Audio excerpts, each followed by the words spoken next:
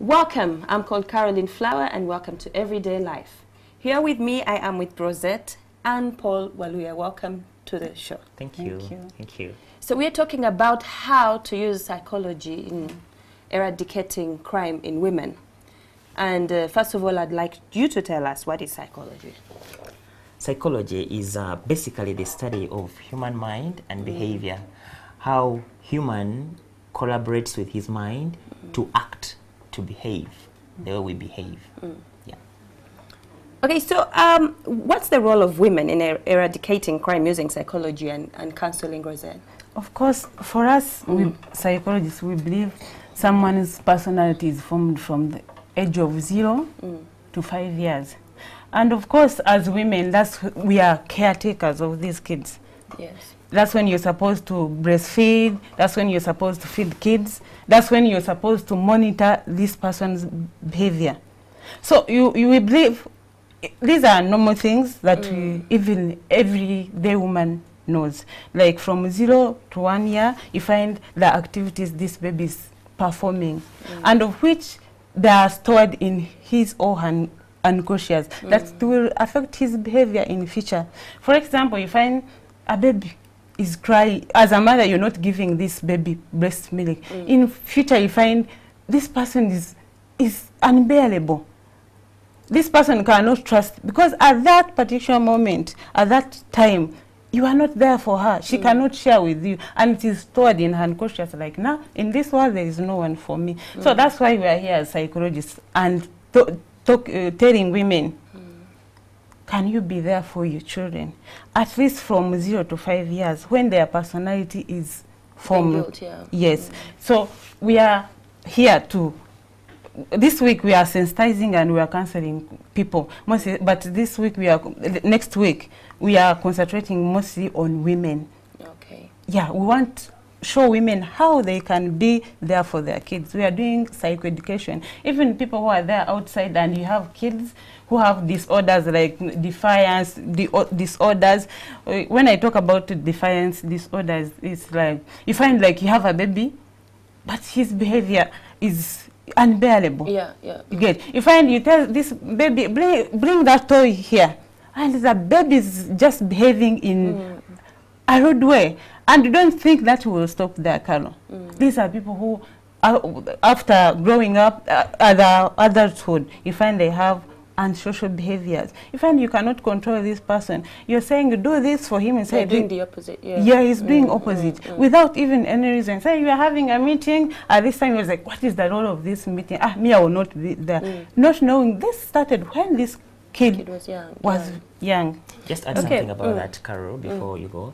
You know, women are basically, they are very close to their children. They have that strong attachment. Just from the womb, from the time of conception, is closer to the child than the father or than any other person.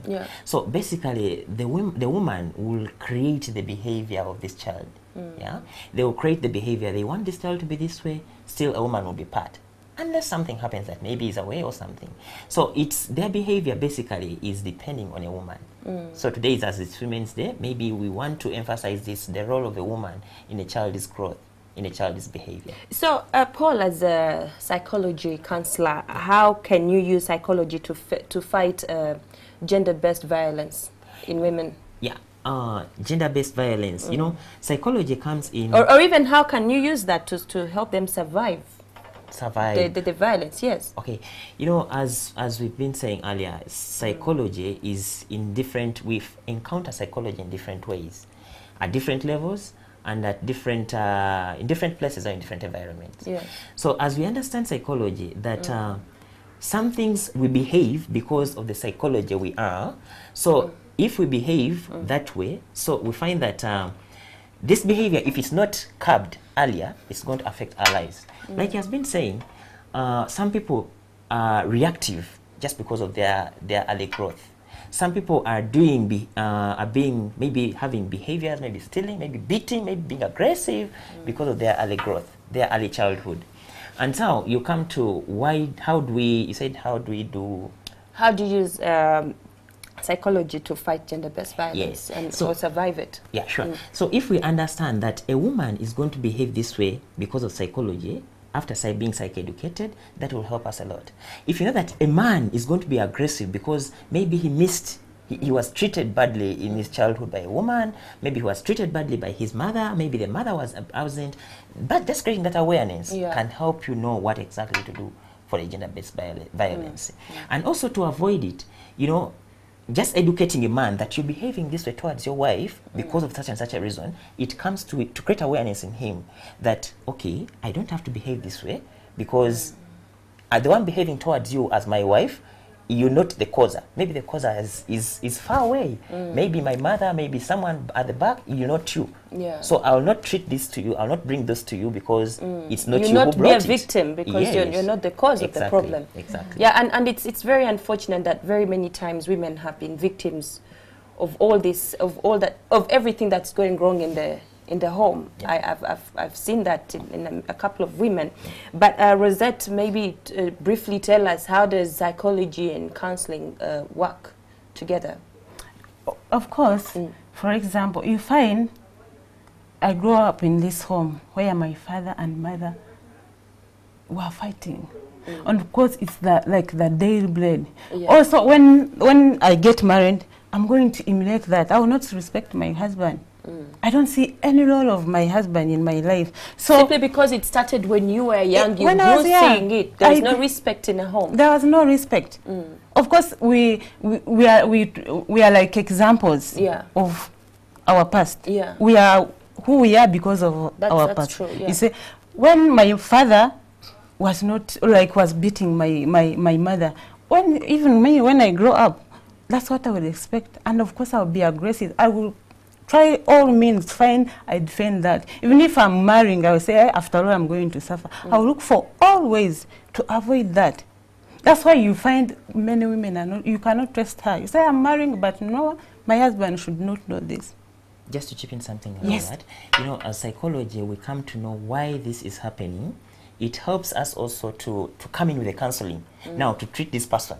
Psychology has helped us understand why is this person going through what they're doing, doing what they're doing, doing what they're doing. Maybe because of the traumas they pass through, maybe because of the abuses they pass through. So the counseling now comes in to rehabilitate this person, to treat this person, know that, that was there, but we can also have a different page. We can have a different look of life. We shouldn't always look at the negative only, So always counseling, that's how it's working in conjunction with psychology, Oh, okay. Thank you very much. And I would like to wish you, Rosette, a happy Women's Day today.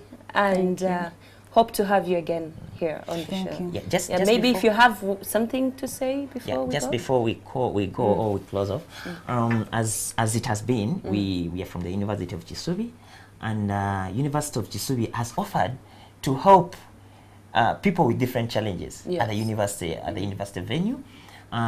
Since today is Women's Day, I will encourage women, and we're also encouraging women to come on board for this kind of health, psychological help and something tests and counseling itself. And with this, we talk to the whole world. Maybe those ones around Kisubi. University of Kisubi is located along Entebbe Road, just in Savio. Savio, I think, is the best location, landmark. So please, whoever wants any kind of help, you're welcome. You're highly welcome to come and benefit from this.